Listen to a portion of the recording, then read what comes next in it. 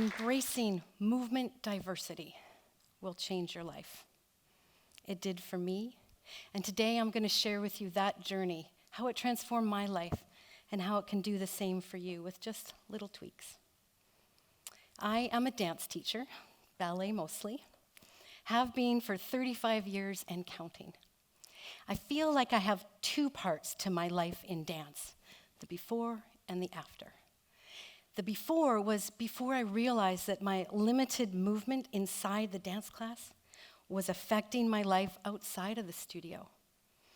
And the after times was when I came to know and understand that how I moved in the dance class could instead open up my life outside of the studio. And while you may not be a dancer like me, except perhaps when no one's watching, you do move all day, every day, and how you do so matters a lot more than you might think. Now, I love my career in ballet, but it was limiting me in some unforeseen ways.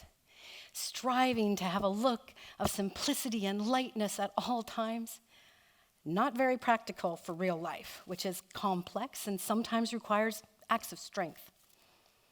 Ballet's aesthetic is also all about exacting precision. Teachers can spend hours correcting the tilt of the head by just a quarter inch to get the look just right. There truly is a right way and a wrong way. But that black and white thinking, not a path to success. Life is lived in shades of gray.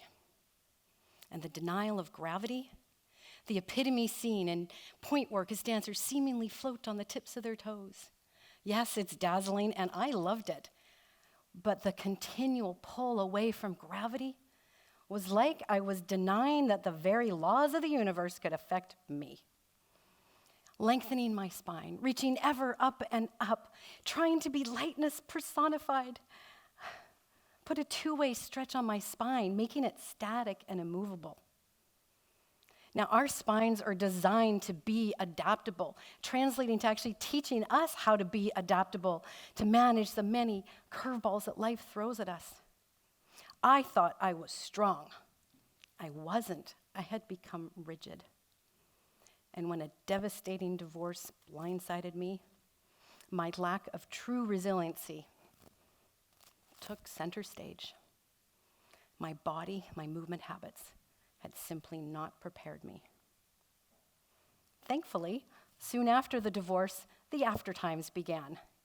Instead of dance limiting my life and body, began to expand my life skills. I became adaptable and resilient. How? Because all movement possibilities became available and were explored, returning to me my fullness of self. And the truly cool thing is, you can do the same thing without having to step foot inside the dance studio. In fact, what I'm about to share with you, a movement theory, is used in many diverse professions, from actors to dancers to movement therapists, and even in management theory and government. I'd like to introduce you now to Laban movement analysis, my life changer. This is the legacy of Hungarian movement theorist Rudolf von Laban.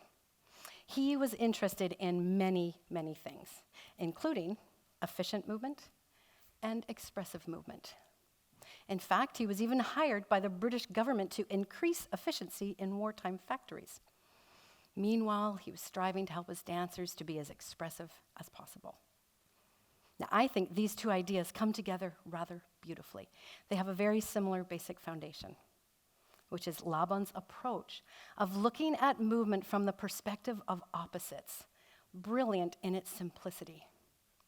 Like looking at two sides of the same coin, or two ends of a spectrum. Now, I like this idea best because you can imagine all the many gradations between the two sides. The expressive elements that Laban looked at when analyzing movement to its barest bones were weight, space, time, and flow. Each aspect has its two opposites. For weight, we can move with strength or lightness. For space, we can attend to the space around us with a singular direct focus or multi-focus, all-encompassing. For time, we can have an attitude of quickness or sustainment, like you have all the time in the world. And flow, imagine it to be like water. We're mostly water, so that makes sense. And we can be in free flow, or we can exert control and be in bound flow. Now, efficiency isn't just about being the most effective in the moment. It's also the ability to keep going.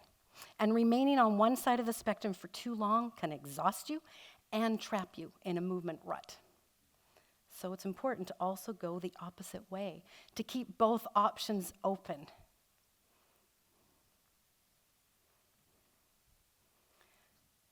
Kind of like rolling a poster the other way to help it lie flat. Therefore, recuperation is through oppositional movement, not lying on the sofa like Homer Simpson.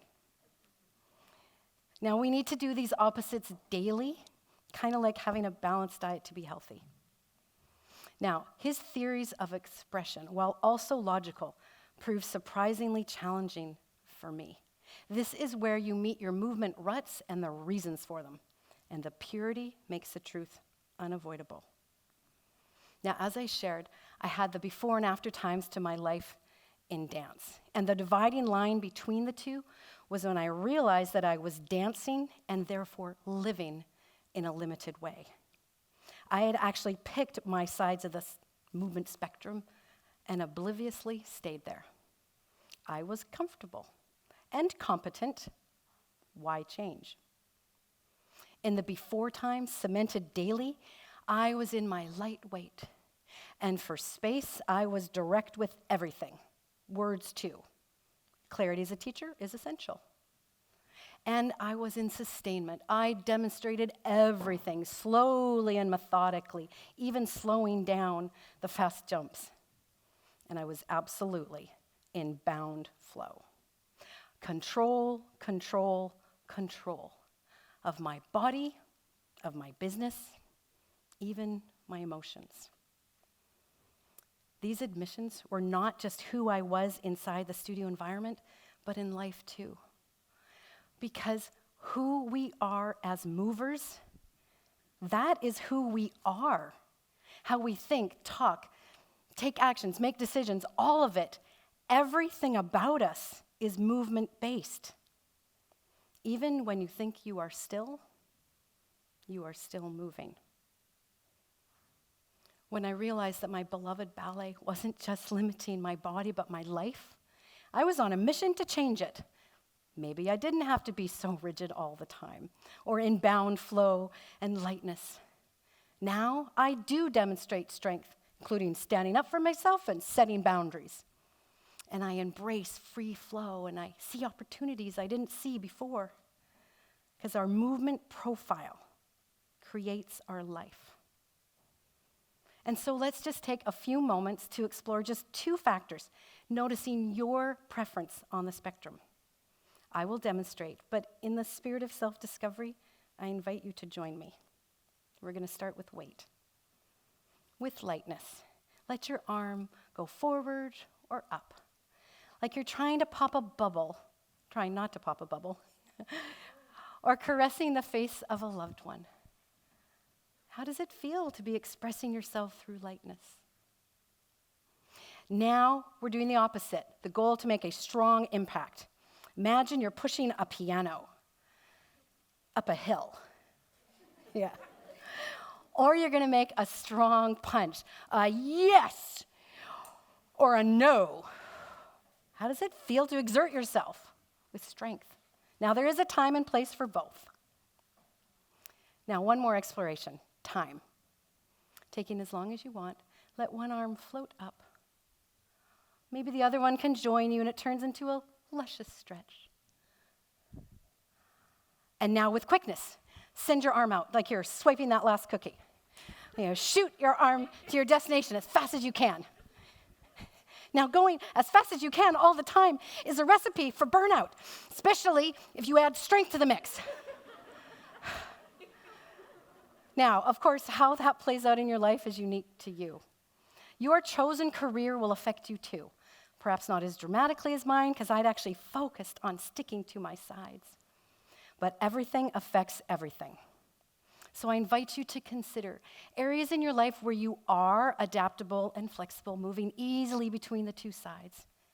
And to notice if having a favorite, a comfort zone of even one element on one side might be trapping you in that comfort zone, anchoring you, even if you are actively seeking tools to create a more fulfilling life. Movement permeates every aspect of our lives. And yet looking at our movement habits, curiously, rarely is explored for personal growth. But if you want to stretch your comfort zone, where all parts of you can and do show up, use movement. Consciously find opportunities to nudge yourself along the spectrum just a little bit with your choice of hobbies, or perhaps altering an aspect of everyday life where playing with a factor is still effective and maybe even fun. Accelerate your cleanup after dinner so you can take an extra long hot bath. Or make a very detailed to-do list that you focus on and recuperate with a walk, taking in the glorious sunset. Now, these little changes in your movement habits will accumulate quickly to big rewards. Now, I want to share with you my story of how I got into the before times so that you can see how it can happen and why I'm so passionate about it.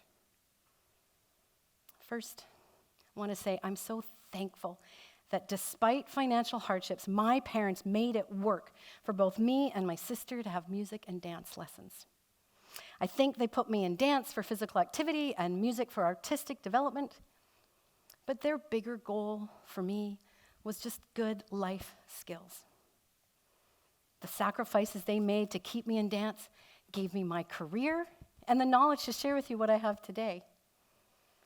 But in a beautiful and ironic twist, became their greatest legacy as I ultimately used both dance and movement to heal from losing them. In my teens, I began to really love ballet. It was so pretty and feminine, pink tights and pink satin point shoes. But there is a darker side that I can now acknowledge as to why I dove into ballet, despite having the wrong body, even then. It was a reaction. At 18, my dad was killed in a plane crash. The fact that he died a hero fighting forest fires did little to soothe my devastation. And sadly, our family didn't pull together. Each member retreated in shock and tended only to the acute pain of their unique wounds. My mom had lost her husband and completely fell apart. My grandma, she'd lost a son. That's unbearable pain. And my sister, she'd lost her dad too, but then she moved across the continent within a month. My family simply couldn't be there for me, and I was alone and didn't trust life anymore. What do I do now? Well, I turned to ballet. Classical ballet's requirement of balance, control, and harmony, its very pillars, was the perfect antidote to the destabilization that I felt. I couldn't control life or death, but I could sure try and control my body and make it look easy and effortless. I could pretend I was fine. Now, I took refuge in that facade for a long time. It was over 20 years later that I had the good fortune of discovering a modern dance community that embraced the fullness of movement expression using Laban's theories. I was shocked to discover how blocked I had become. I didn't know that I'd swung the movement pendulum to one side to protect myself. I just thought I liked ballet. But what I did know was that when my dad died, I never wanted to feel that type of pain again, and that the thin veneer of keeping it together would surely crack if I allowed in anything that could resemble that horrifying event. That meant no movement that was strong and quick and multi-focus. Maybe individually, but not together. It was too scary, too reminiscent. Now, in the Laban world I shared with you, there is a movement type that is strong and quick and multi-focus. It's called slash. Quite an apt label for how his sudden loss reverberated through my being. Like the universe had slashed his life away and then slashed my soul in two. But what I truly want you to understand from my story is that I had unknowingly limited myself from all that experiencing that movement type could have shaped in me for over 20 years. Who could I have become if I'd been comfortable being strong and quick and multi-focus, if I'd had some free flow in my body and my life? Now, with slash welcomed back into my body and my life, I have found out. And life has never been better, including being here on this stage today. If there is a part of you that you are not experiencing often, or perhaps ever, like I had unintentionally done, you are limiting not just the expression of your body, but the expression and fullness of your life. And the fulfillment I believe we are all seeking comes through being all parts of ourselves. And that starts with your movement habits. Shakespeare's famous quote, "All the world's a stage, and all men and women merely players. They have their exits and their entrances. And one man in his time plays many parts." That really resonates with me, and I'm so thankful that I was drawn to a life on the stage to find out what that means, or at least what it means to me. That we are all capable of transitioning with ease through the many diverse roles life offers us, if we let embracing movement diversity be the key to unlocking a rich and fulfilling life.